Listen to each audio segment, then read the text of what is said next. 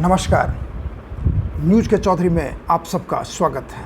मैं वीरेंद्र चौधरी एक बार फिर से आपके सामने हाजिर हूँ एक नए सवाल के साथ। सवाल ये है कि आखिर नीतीश कुमार ने संजय झा को जेडीयू का वर्किंग प्रेसिडेंट क्यों बनाया है। आइए इसी सवाल पर देखते हैं न्यूज़ के चौधरी। बिहार के मुख्यमंत्री नीतीश कुमार ने संजय झा को जेडीयू का वर्किंग प्रेसिडेंट बनाया है। संजय झा जेडीयू के राज्यसभा सांसद हैं और इससे पहले वो नेशनल जनरल सेक्रेटरी भी रहे हैं जेडीयू के। यदि हम उनके राजनीतिक यात्रा पर ध्यान दें, संजय झा ने 2004 से अपनी राजनीतिक यात्रा भारतीय जनता पार्टी से शुरू की और 2006 में बिहार विधान परिषद के सदस्य बने और 2012 तक वो बीजेपी के नेता बने रहे। लेकिन 2012 में आके उन्होंने पार्टी बदल लिया, यानी जेडीयू ज्वाइन कर लिए और उसके बाद 2014 में दरभंगा से लोकसभा का चुनाव लड़ा जेडीयू के टिकट पे, लेकिन चुनाव हार गए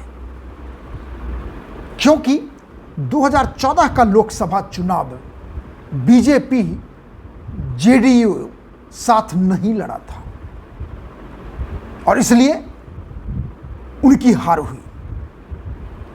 लेकिन राजनीतिक यात्रा संजय झा की जारी रही, बल्कि 2014 में वो फिर से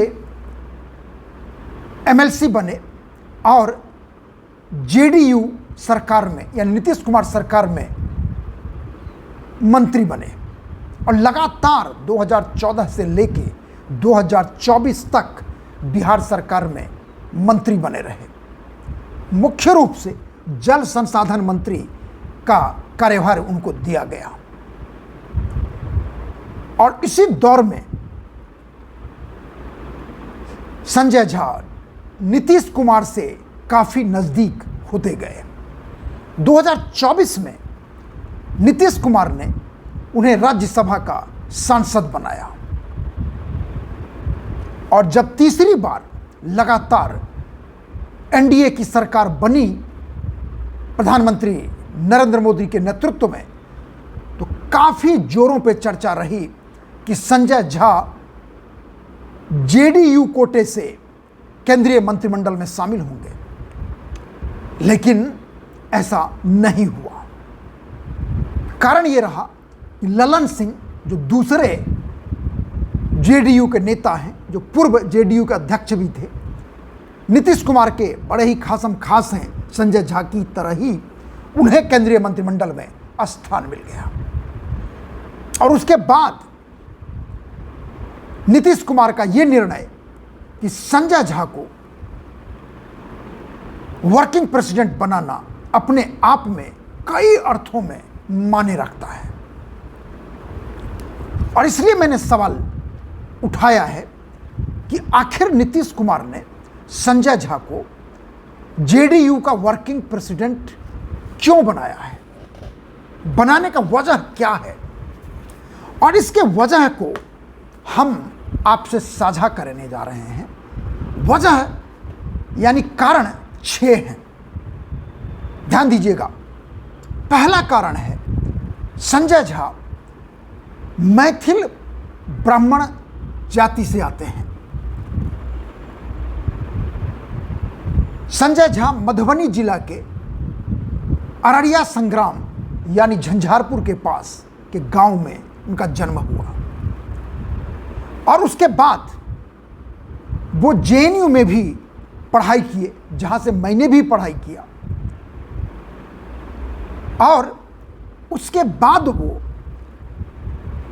अपने राजनीतिक यात्रा को जारी रखे।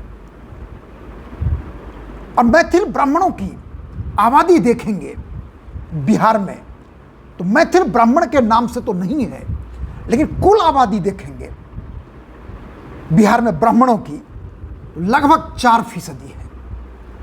और यदि 13 करोड़ आबादी में 4% ब्राह्मण को देखें, तकरीबन 52 लाख के आसपास बनता है। और चूंकि डेटा उपलब्ध नहीं है मैथिल ब्राह्मणों की संख्या का, लेकिन मैंने ब्राह्मणों की संख्या में से मैथिल ब्राह्मणों की संख्या का एक अंदाज लगाया है। वो अंदाज बैठता है 30 से 35 लाख। और नीतीश कुमार इस मामले में बड़े ही पारखी रहे हैं कि छोटे छोटे कुनबे को, जातियों को अपने राजनीतिक दल में जोड़ने में माहिर रहे हैं, जिस पर मैं बाद में आऊंगा। तो कहने का मतलब है कि संजय झा क्यों आए, क्यों बनाया गया उनको, इसका पहला कारण है मैथिल जाति से आना। दूसरी बात, 1990 के बाद मैथिल ब्राह्मण बिहार की राजनीति से प्रमुख स्थान में कभी नहीं रहे। यदि इतिहास देखें बिहार में, तो मैथिल ब्राह्मणों में पंडित झा, यानी मैं आपको उनका समय क्रम बताता हूं, पंडित विनोदानंद झा, डॉक्टर जगन्नाथ मिश्र, भागवत झा आजाद, ये तीनों बिहार के मुख्यमंत्री रहे। और पंडित विनोदानंद झा तो एक बार बने, डॉक्टर जगन्नाथ मिश्र 3 बार बने, और भागवत झा आजाद भी बने। और दूसरे एक और मैथिल बहुत बड़े, इन सबसे बड़े ललित नारायण मिश्र हुए, जो कई बार लोकसभा के सदस्य बने, राज्यसभा के सदस्य बने, केंद्रीय मंत्री बने।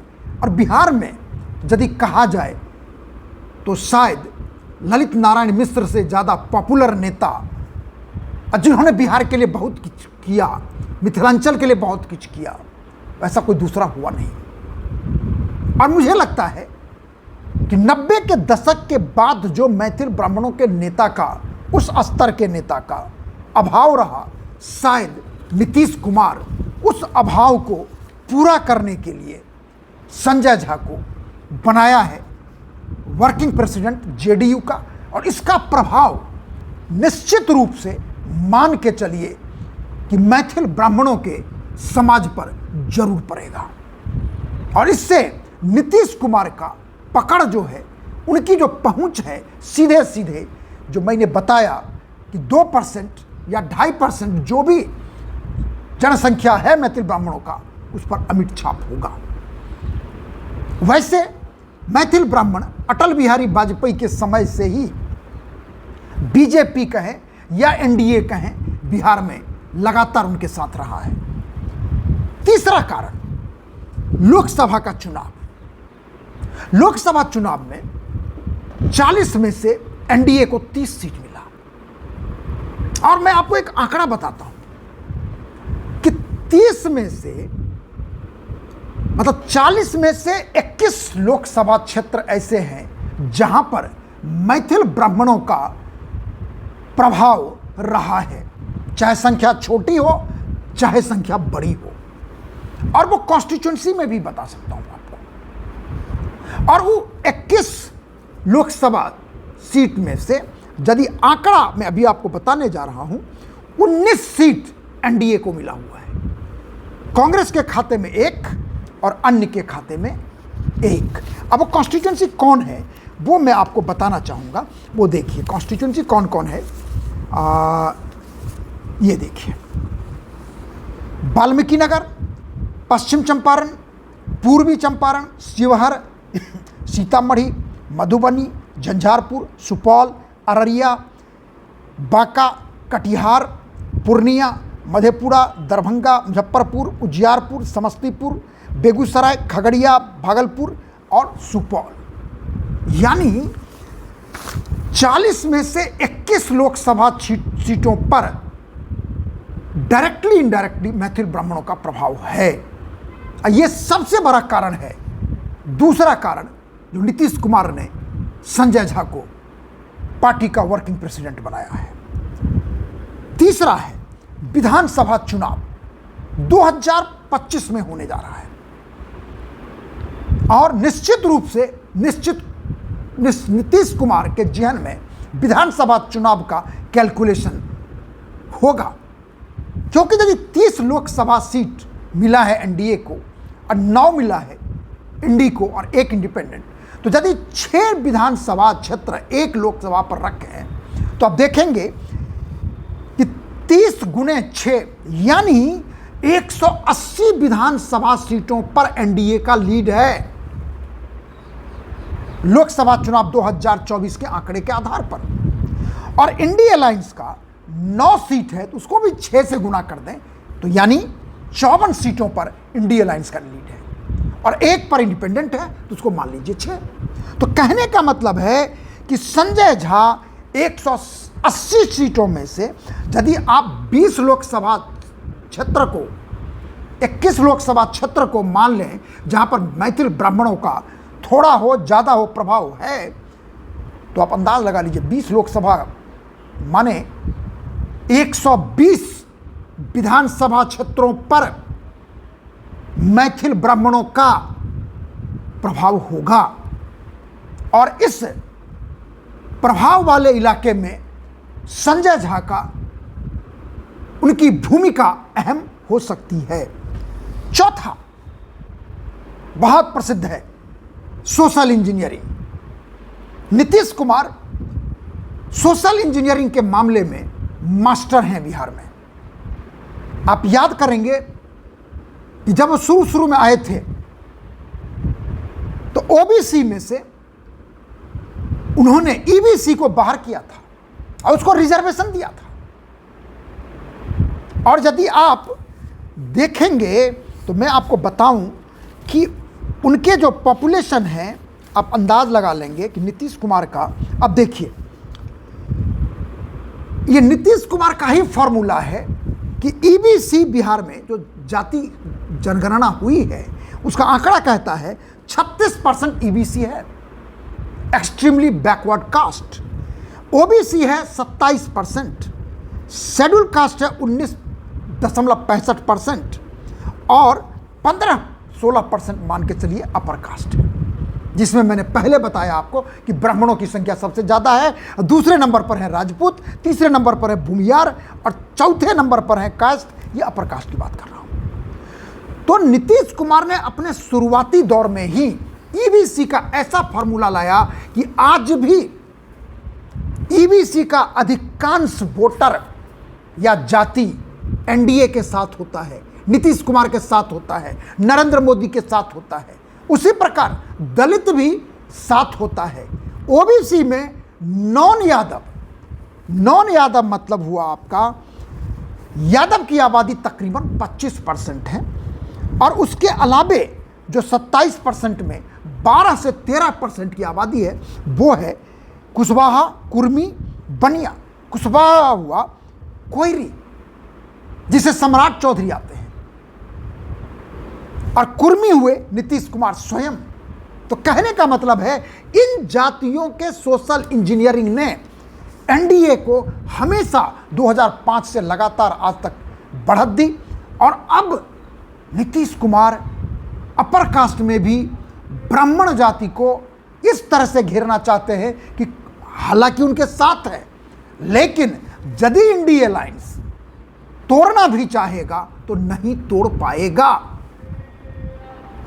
यह तो हुआ पांचवा कारण कि संजय झा को क्यों बनाया है वर्किंग प्रेसिडेंट। अब छठा कारण मैं बताऊं आपको। संजय झा ने अपनी राजनीतिक जीवन की शुरुआत बीजेपी से की और बाद में जेडीयू में आए, लेकिन जब जब नीतीश कुमार की वापसी हुई है एनडीए में, जैसे अभी वापस आए वो 2024 हो या उससे पहले, दोनों बार संजय झा की बड़ी भूमिका है क्योंकि उनकी पहुंच या उनका अपना जो व्यवहार है, स्वभाव है, भारतीय जनता पार्टी में भी उतना ही है जितना जेडीयू में है।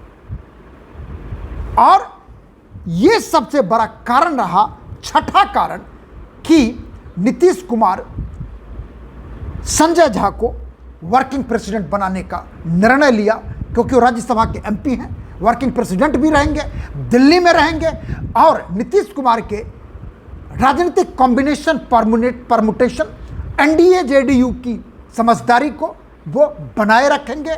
और खास बात यह है कि संजय झा नीतीश कुमार के बड़े ही खासम खास हैं,